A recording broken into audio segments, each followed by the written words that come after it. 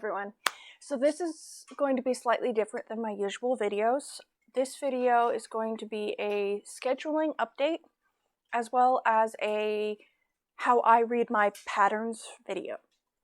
It'll touch on the fronts, the backs, and generally what you can look for on the inside of your pattern and how to read the basic gist of it. But to start out with, I'm going to be updating my schedule because the holidays are coming and I have a lot of projects to get through. So I will be uploading every week from, well, here on till the end of the year. After the first of the year, I probably will switch back to 2 to 3 videos a month, just depending on how it all goes. But I wanted to let you all know that I will be uploading every week, and we'll see how it goes from there. A lot of these uploads for October will be Halloween themed. For instance, the dress I'm getting ready to make, as well as costumes for my son and my mom. The beginning of November will be a cloak for me because it'll be heading in towards the wintry season and I want an everyday cloak. But after November 10th and on, it will be mostly DIY present ideas. Though I'm trying to gear them towards 15 to 20 minute projects, whereas from the start to the finish it takes about 15 to 20 minutes. That way you have decent ideas of what to do when you have that last minute project you need to make for friends, family, etc. Some of them will be a little bit longer, maybe an hour or so, but I'm trying not to make these huge projects. I want them to be, you get the fabric or whatever you're going to use, and then you finish within a 2-hour period. It's meant to be quick, easy, fun. Then the last project I'll do for the year is going to be for me. Surprise, surprise.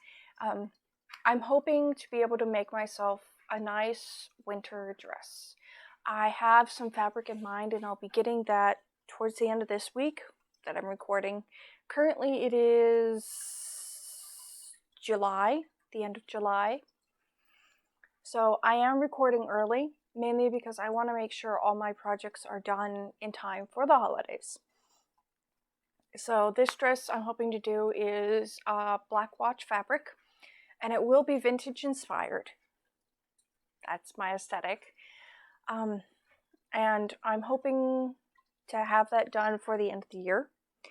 I will be doing a 2021 wrap-up for how I think this year went and how my channel is coming along.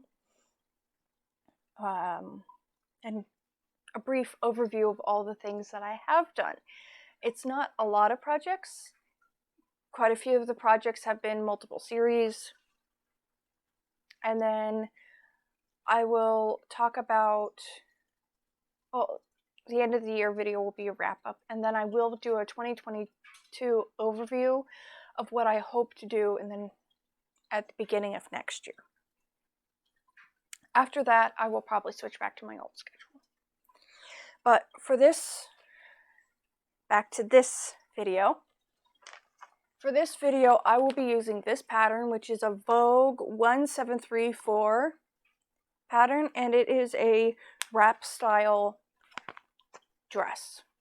I will be using the butterfly sleeves. I don't know if you can see that. There's a glare going on. But this has a flutter sleeve, and it is done in a jersey. Now they have this marked as a very easy pattern, but I have never worked with knit fabric before. So this is an adventure into a new type of fabric.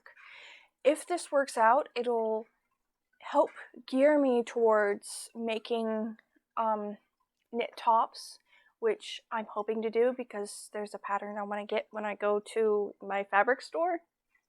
They're having a sale on patterns, and there's one I'm hoping to get that is a knit wrap top, which would be nice.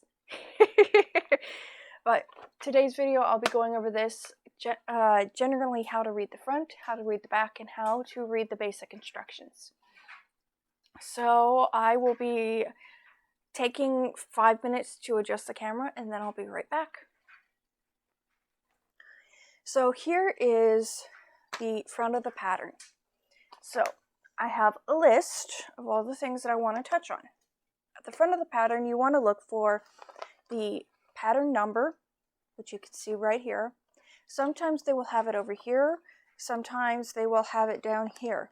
It depends on the pattern maker, who puts out the pattern, and what they are showing you. The second thing you want to look for is the sizing. This would focus. There we go. It's better than it was anyway. Here the pattern size is a B5, which is 8, 10, 12, 14, and 16. I will be doing this in a size 16. I gear my patterns towards my largest measurement, which is my waist, and then I fit everything else to it. The third thing you want to look at is the design itself. They will generally, on the front of patterns, give you a made design, as in someone else already made up the design for you, so you can see how it looks on a person. Now, flipping over the pattern, you will get up here, again, generally on this flap, you'll get the pattern number as well as sizing information for their general patterns. Know this. These are all made with ease. So oftentimes the pattern information here for their sizing does not include the wearing ease in the actual pattern. Sometimes they're bigger, sometimes they're smaller. Oftentimes they're bigger.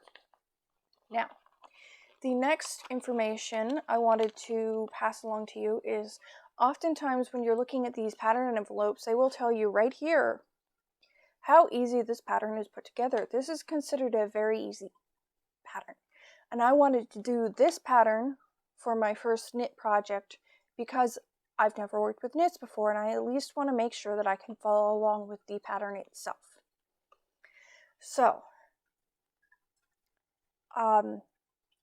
oftentimes they'll give you a general description of the dress or the garment you're making. And for this one it says, fitted dress with side ties, sleeve and length variations, and uneven hemline. Wrong side of fabric will show. That means that you want to make sure the inside of the fabric is okay for you to be looking at, because you will see it. It's just how it is. The next part is their fabric suggestions. For this one, they recommend a rayon challis, a crepe de chine, or a lightweight jersey. The fabric I'm using is a lightweight cotton jersey, and it has bats all over it. Also, they say unsuitable for diagonals, meaning that if you're using a diagonal print, it won't line up. It will not look right, and it will look kind of funny, and you'll look kind of funny wearing it. Now, also on these, they give you a silhouette basics. These patterns will show depending on the silhouette you have. Some people look like bricks, meaning that they have the same measurement from top to bottom. Some people are pears, meaning their bottom halves are bigger. Some people are upside down pyramids, and some people are hourglasses. I'm lucky enough to be in the somewhat hourglass shape. So this dress is recommended for my silhouette. The next part here is the fabric recommendations, the fabric requirement for length. So when you go to buy fabric, you'll take it up to the cutting counter and they'll say how many yards. This is where you get that information. So for me, I am doing the style line A, but I want length B. So I went and got the amount of fabric it requires for doing length B, because that is slightly more length requirement. I got 3.5 yards, I believe.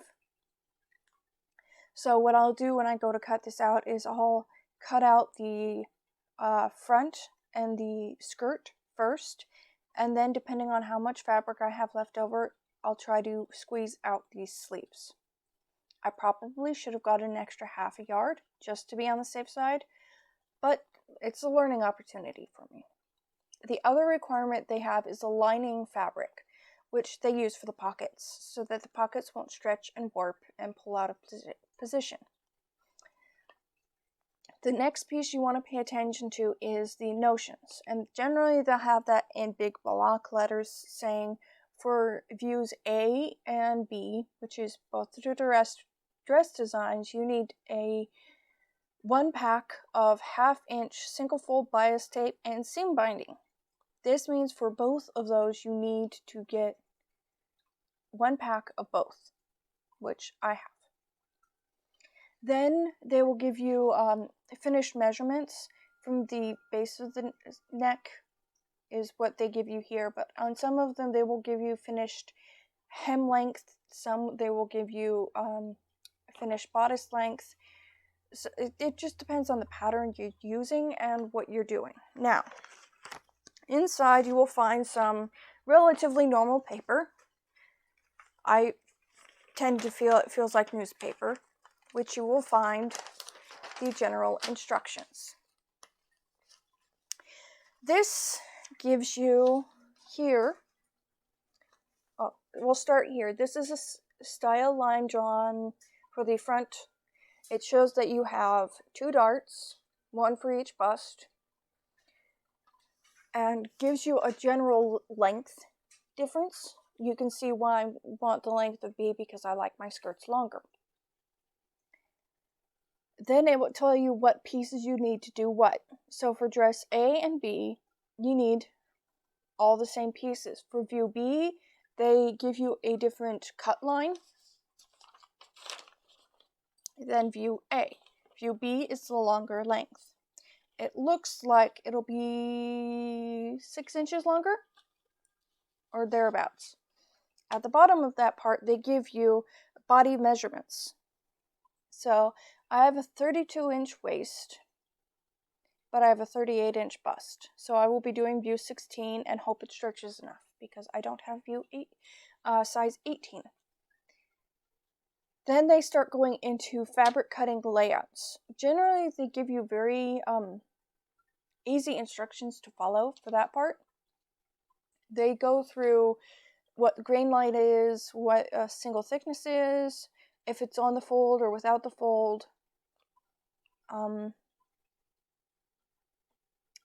and how to generally pull out the markings.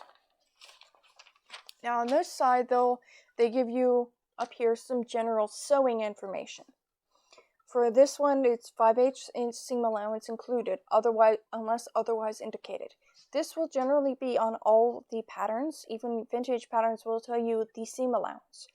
You should probably read your pattern instructions first, just to be on the safe side. It says press as you sew, press seams flat, then open. When you press your seams flat, that means that you're allowing the thread to sink in and allowing a better seam finish. When you press it open, it allows the seams to be opened up, allows them to lay flat, so you're not getting unnecessary wrinkles. Sometimes to get these seams flat, you need to clip them just to get them to lay flat. Then it goes over a general glossary of sewing terms, what they mean. You can always look these terms up. I might do a video later next year on what this means. Then they go into general construction of the garment. I do have another page that goes more into depth in other languages. And if you are having problems reading your instructions, you can always go look it up or ask questions. I am here to answer what I can. I just want to show you all my passion, which is sewing and creating things that were previously not those things. So I'm going to wrap up this video here. I hope you all enjoyed it, and I will see you all next time. Bye.